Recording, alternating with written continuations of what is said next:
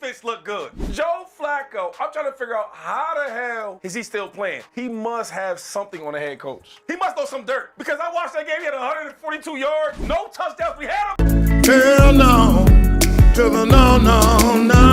For Cleveland, Flacco to the outside.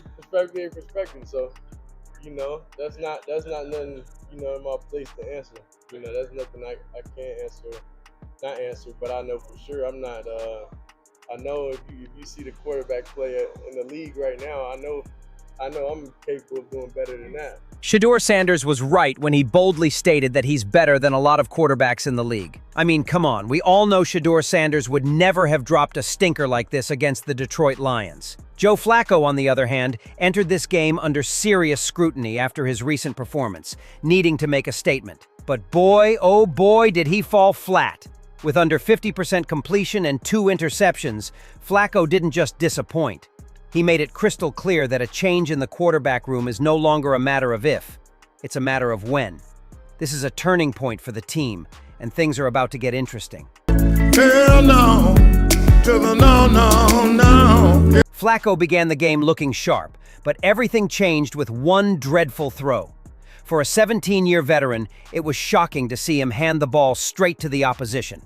That interception not only handed the Lions momentum, but also marked the turning point of the game. In an instant, the confidence he had built up evaporated. What started as a solid performance quickly turned into a disaster, with Flacco struggling to recover. His inability to make crucial plays, compounded by the turnover, left no doubt. The quarterback situation is in need of serious change, and it's coming sooner than later. Joe Flacco took responsibility for his performance, particularly the first-half pick-6 thrown to Lions safety Kirby Joseph. He made it clear that the interception wasn't on wide receiver Jerry Jeudy, who had slipped on his route, saying, "That was on me, not him." However, despite owning up to that mistake, Flacco's overall stat line, 16 completions on 34 attempts for 184 yards, 0 touchdowns, 2 interceptions, and a lost fumble, was far from impressive. The criticism was swift, but Flacco didn't go into detail about the fumble or the team's offensive struggles. It's clear, though, that this game was one to forget. Mistakes, the first pick was on me, and anytime you get, you give a chance to give this team a little bit of momentum and play from the lead, that makes them that much better. That's part of the reason why they're a good football team.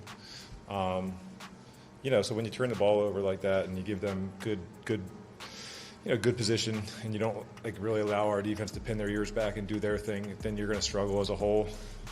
Joe Flacco was spot on in owning up to his mistakes, but the truth is, they weren't just isolated incidents. They happened repeatedly. In another key moment, Flacco had a clear opportunity to throw a touchdown pass, but instead, he made another costly mistake, tossing an interception right into the hands of the opponent. That turnover not only killed the drive, but also set the Lions up for an easy conversion. They marched down the field with little resistance, comfortably covering half the pitch before finally being forced out of bounds. For Cleveland, Flacco to the outside. Yeah, it's just it's frustrating, Mary Kay, because we know you can't do those things and expect to win on the road, and so I got to get it fixed. So, what's next? With Flacco likely out of the picture, the quarterback battle is now between Dillon Gabriel and Shador Sanders. And Sanders is more than ready to take the reins. He's stepping up with confidence, even taking shots at the competition. In a bold statement, he declared that he's better than several NFL quarterbacks, including Joe Flacco. Given Flacco's performance today, it's hard to argue with that claim. Shador's confidence is palpable, and if he can back it up on the field, he could be the fresh face the Browns need to turn things around. Perspective. So, that's not nothing, in my place to answer. That's nothing I can't not answer, but I know for sure I'm not. I know if you see the quarterback play in the league right now, I know I'm capable of doing better than that. Despite the frustration, Shador Sanders is doing his best to stay calm, reminding himself that everything happens for a reason and that God must have a plan for him. While he insists he is patient, it's clear that the struggles he's endured have taken their toll, and his frustration is completely understandable. He emphasized that he's not being impatient and trusts in God's timing, believing things will eventually change. However, the one thing that he found concerning is that the whole situation now feels almost laughable to him. His frustration is real, but he's holding on to faith that things will improve. Whatever his plan for me is, I believe in it. So I don't get stressed or get or feel bad, that I'm in the situation I'm in right now. But it kind of, I would say, just it's just funny to me. That's it. Mary Kay Cabot had already sounded the alarm, declaring that this was Joe Flacco's final opportunity to prove himself. She emphasized that the upcoming matchup against Detroit was crucial, framing it as a make-or-break game for Flacco's future with the team. And then also, he's got to be getting some points on the board. And if he can't do that in this game, then I think they have to go to Dylan and see what they can get. Mary Kay. This was his last chance to show that he still belonged in the Browns' offense.